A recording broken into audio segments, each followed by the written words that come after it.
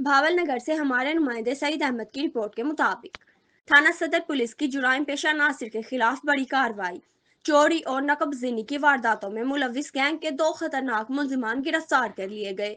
Police کے مطابق گرفتار ملزمان سے ابتدائی تفتیش میں متعدد وارداتوں کا انکشاف ہوا ہے، مزید تفتیش جاری ہے۔ پولیس کا کہنا ہے کہ جرائم پیشہ عناصر کے خاتمے کے لیے اقدامات جاری ہیں۔ مزید جانتے ہیں ہمارے نمائندے سعید احمد کی اس رپورٹ میں۔ جی سعید، بتائیے گا۔